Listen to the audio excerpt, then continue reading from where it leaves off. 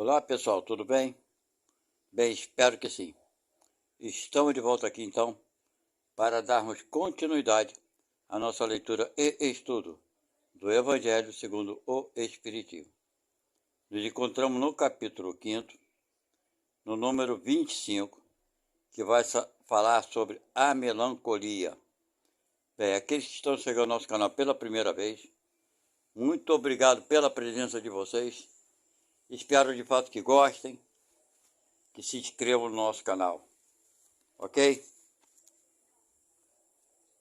E não esqueçam de dar o like, porque isso é muito importante para o canal e para todos. Porque o YouTube entende que quanto maior o número de likes, maior há o interesse. E assim o YouTube oferece esse conteúdo para o maior número de pessoas. E se de alguma forma te ajudou, com certeza você dando um like está contribuindo para que outras pessoas sejam também auxiliadas. Quero informar vocês que eu considero uma leitura e estudo, porque eu não somente leio, ok? Eu dou minhas opiniões e nem sempre eu concordo com aquilo que os nossos irmãos espíritos nos dizem aqui no Evangelho, ok?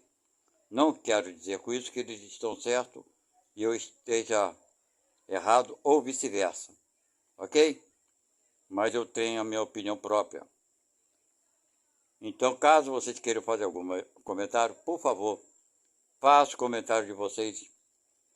Eu não deixo de responder a ninguém, sempre estou respondendo a qualquer comentário, ok? Não fiquem acanhados. Vocês não precisam concordar com as minhas opiniões, muito pelo contrário. A discordância também faz com que a gente veja certas coisas de um ponto de vista diferente. Bem, então sem mais delongas, vamos à nossa leitura. O número 25 em diante vai falar sobre a melancolia, ok? E eu quero informar também que quando o capítulo é muito longo, eu divido por partes, porque nossa leitura e estudo aqui se faz por aproximadamente 30 minutos. Nos encontramos, sendo assim, na 9ª parte, ok? Está ali escrito a caneta. Número 25.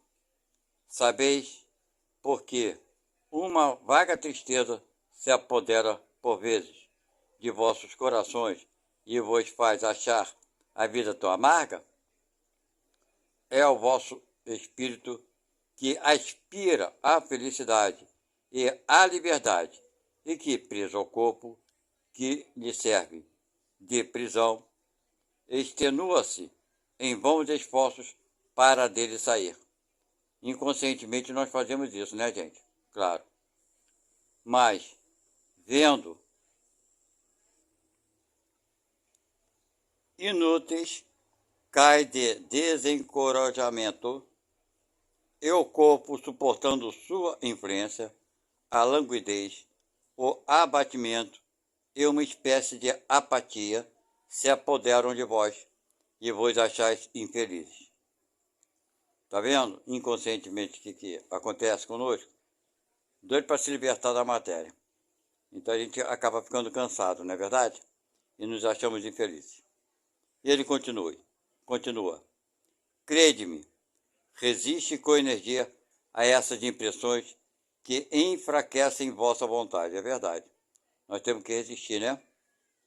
Essas aspirações para uma vida melhor são inatas no espírito de todos os homens.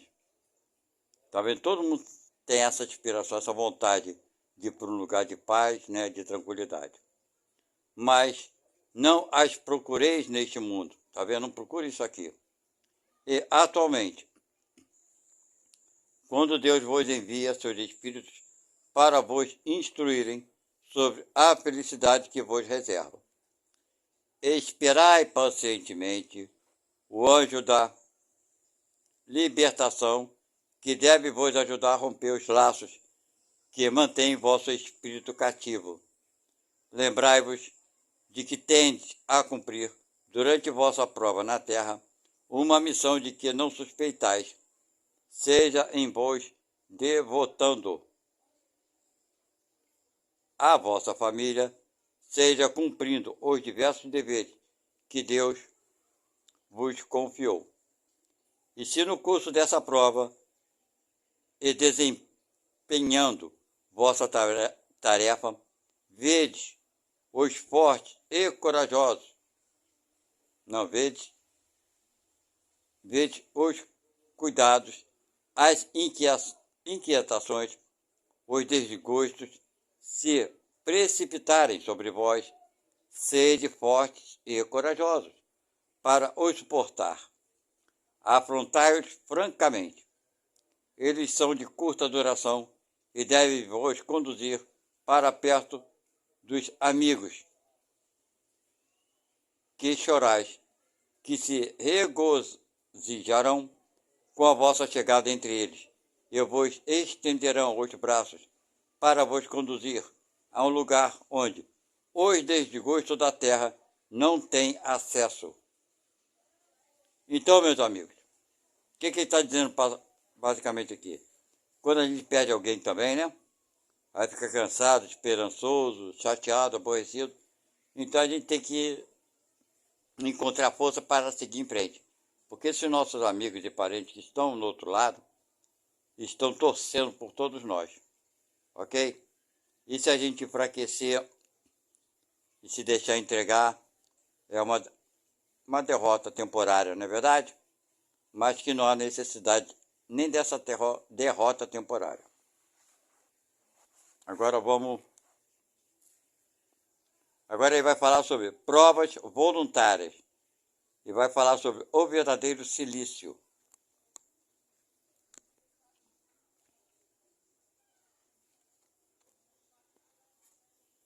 Número 26. Perguntai se é permitido abrandar as vossas próprias provas. Essa questão leva a esta: é permitido aquele que se afoga procurar se salvar? Aquele que tem o espírito cravado a retirar? Espírito não. Aquele que tem um espinho cravado o retirar, quer dizer, será que a gente não tem que evitar, né? Ou tirar o espinho que está cravado, ou procurar não se afogar? Aquele que está doente chamar o médico? As provas têm por objetivo exercitar a inteligência. Vocês estão vendo? Quando as pessoas falam, as provas é o mal, estou sofrendo. Não, olha o motivo aqui. Eu até sublinhei isso aqui, já tem um bom tempo. As provas têm por objetivo exercitar a inteligência. Não é isso? Porque ela faz com que a gente se mexa, se mova e busque a melhor forma para lidar com aquilo ali. Ok? E ele continua. Assim como a paciência e a resignação, o homem pode nascer numa posição penosa e difícil, precisamente para obrigá-lo a procurar os meios de vencer as dificuldades. Está vendo? O mérito consiste em suportar sem lamentação as consequências dos males que não se podem evitar. Eu sempre troco essa palavra mal por coisas, né? Não é mal, são vicissitudes que não podemos evitar. Em perseverar na luta, em não se desesperar se não for bem sucedido, tá vendo? Mesmo quando a gente não é bem sucedido, qual é o problema? Tenta de novo, de forma diferente. Mas não no desleixo, tá vendo?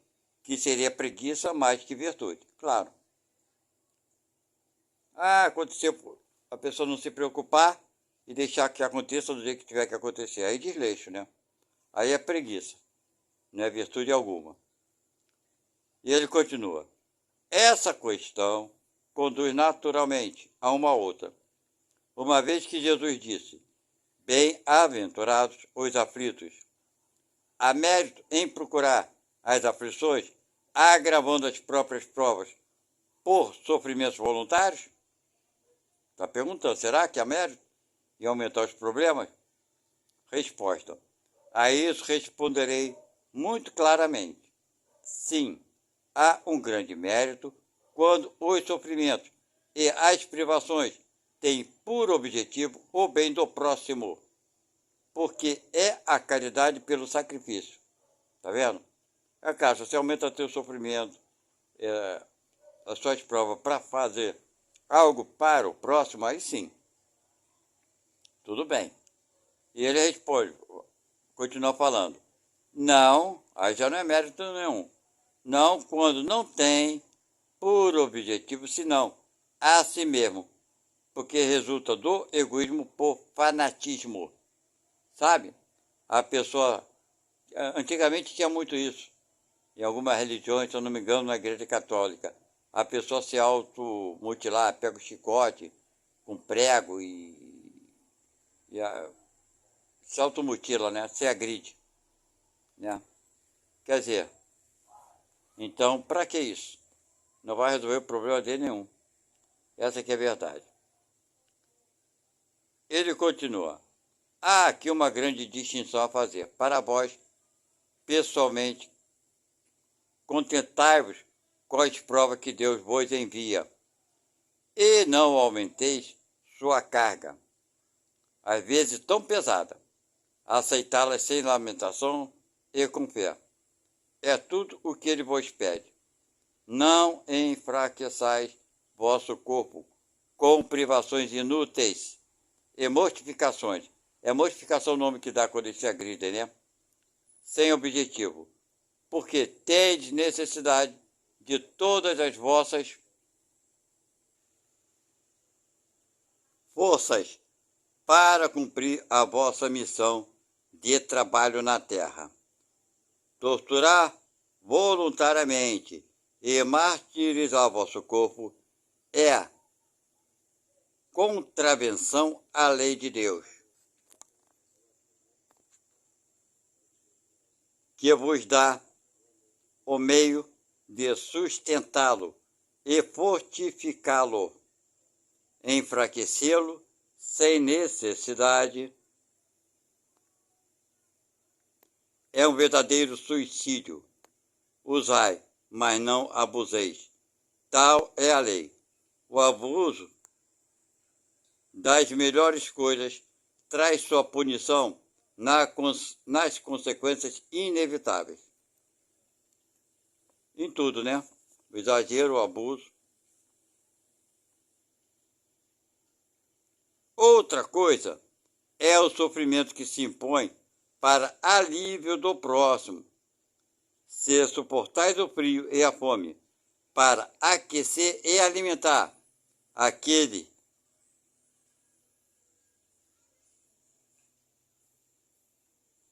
que disso tem necessidade, e se o vosso corpo com isso sofre, eis o sacrifício que é abençoado por Deus.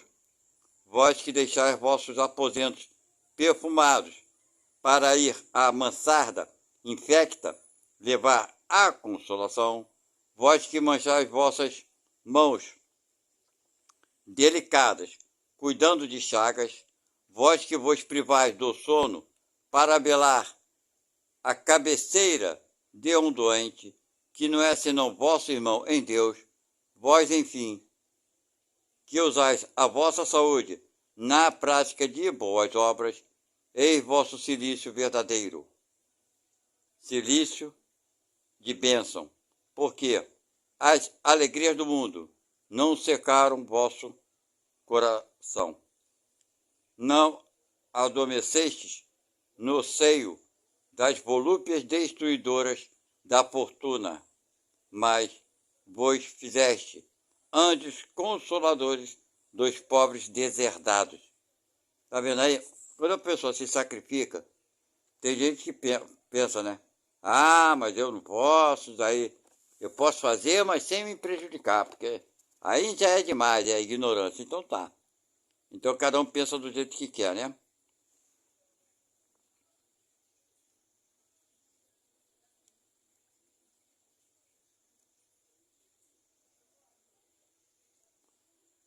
Quem falou isso foi um anjo guardião. Então é bem isso mais ou menos.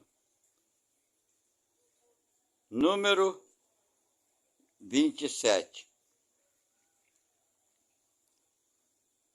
Deve-se pôr termo às provas do próximo, quando se pode ou é preciso, por respeito no desígnio de Deus, deixá-la seguir seu curso.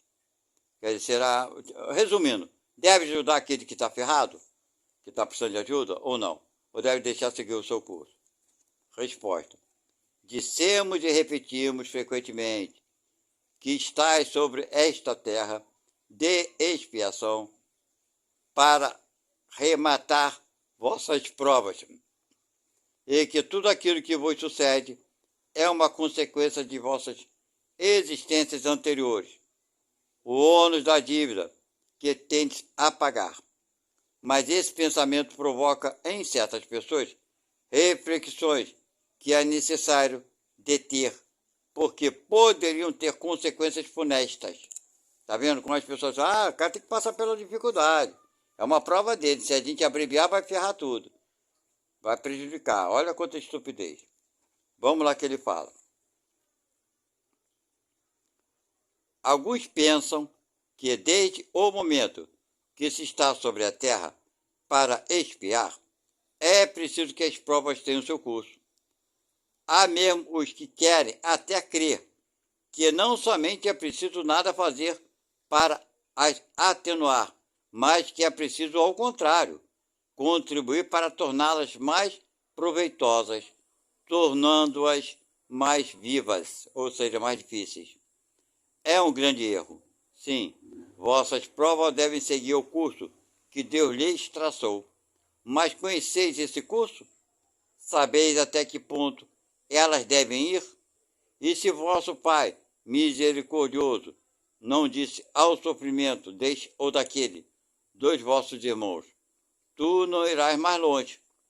Sabeis se sua providência vos escolheu, não como instrumento de suplício, para agravar o sofrimento do culpado, mas como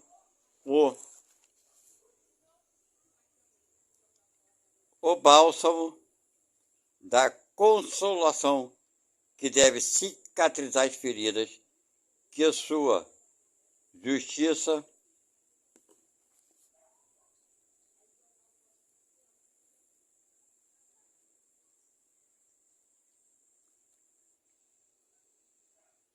tinha aberto.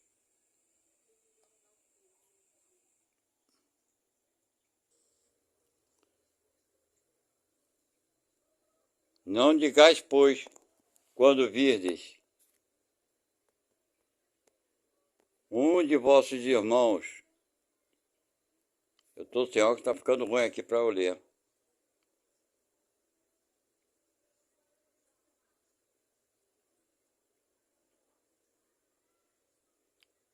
Quando virdes um de vossos irmãos atingidos, é a justiça de Deus. É preciso que ela tenha seu curso, mas dizeis, ao contrário, vejamos que meios nosso Pai misericordioso colocou ao meu alcance para abrandar o sofrimento de meu irmão. Vejamos se minhas consolações morais, meu apoio material, meus conselhos não poderão ajudá-lo a vencer essa prova com mais força, paciência e resignação. Vejamos mesmo se Deus não colocou em minhas mãos o meio de fazer cessar esse sofrimento, se não me foi dado como prova também, como expiação, talvez, de ter o mal e substituí-lo pela paz. Está vendo? Esse é o pensamento que devemos ter. Ajudai-vos sempre, pois, em vossas provas respectivas, e não vos considerei jamais instrumento de tortura. Esse pensamento deve revoltar todo homem de coração, sobretudo ao espírita, porque o espírita, melhor que todos os outros, deve entender a extensão infinita da bondade de Deus. O espírita deve pensar que sua vida inteira deve ser um ato de amor e de devotamento, que qualquer coisa que faça para contrariar as decisões do Senhor, sua justiça terá seu curso. Ele pode, pois, sem medo, fazer todos os esforços para abrandar a amargura da expiação, mas é só Deus que pode detê-la ou prolongá-la, segundo julgue necessária. Vocês estão vendo? Então, por mais que você, às vezes você quer ajudar e não consegue. Mas por que não está conseguindo? Não é porque você é incapaz, é porque a justiça de Deus é acima de tudo, ok?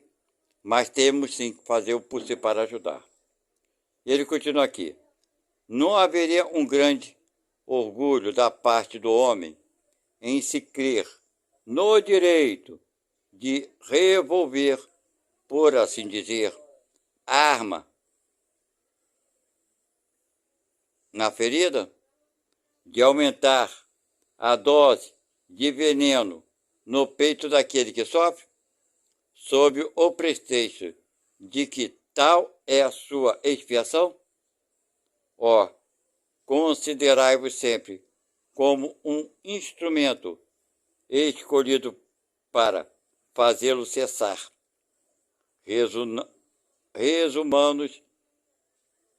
Resumamos assim: estáis todos na terra para expiar, mas todos, sem exceções, deveis empregar todos os vossos esforços para abrandar a expiação de vossos irmãos, segundo a lei de amor e de caridade. Quem falou isso foi Bernardinho, um espírito protetor. Foi em Bordeaux em 1863. Número 28. O homem está agonizante, vítima de cruéis sofrimentos. Sabe-se que seu estado é desesperador. É permitido poupar-lhe alguns instantes de angústia, apressando-lhe o fim, apressando-lhe a morte, né? Como é que eles dizem? Pois bem, quem, pois, vos daria o direito de prejulgar os desígnios de Deus? Não pode ele conduzir um homem à borda do fosso para daí o retirar, a fim de fazê-lo retornar a si mesmo e de o conduzir a outros pensamentos? Em qualquer extremo que esteja um moribundo, ninguém pode dizer com certeza que sua última hora chegou. A ciência jamais se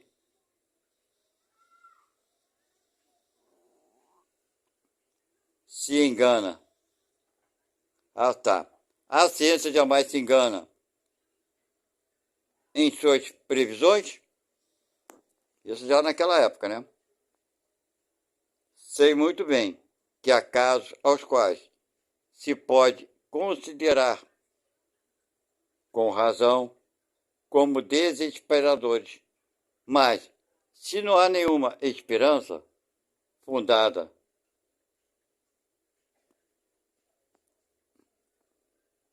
de um retorno definitivo à vida e à saúde, não existem inumeráveis exemplos em que, no momento de dar o último suspiro, o doente se reanima e recobra suas faculdades por alguns instantes. Pois bem, essa hora de graça que lhe é concedida pode ser para ele da maior importância, porque ignorais as reflexões que poderia fazer seu espírito nas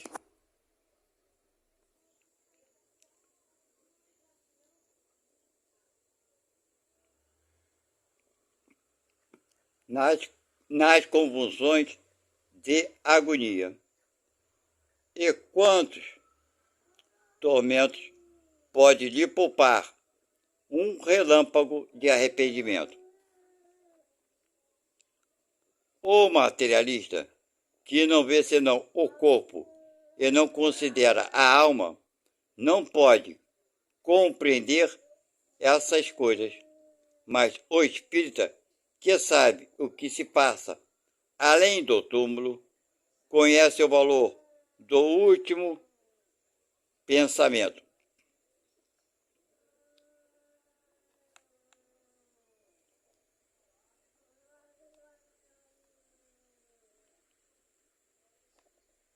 Abrandai os últimos sofrimentos quando esteja em vós, mas guardai-vos de abreviar a vida, não fosse senão de 1 minuto, porque esse minuto pode poupar muitas lágrimas no futuro. Tá vendo? Fazer tudo pela vida. Aquele que está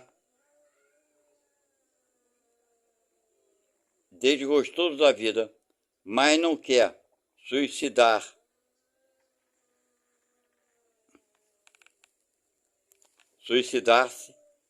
é culpável em procurar a morte sobre um campo de batalha. Eu estou sem óculos, está difícil, você me desculpe. Com o pensamento de torná-la útil, foi a pergunta, né?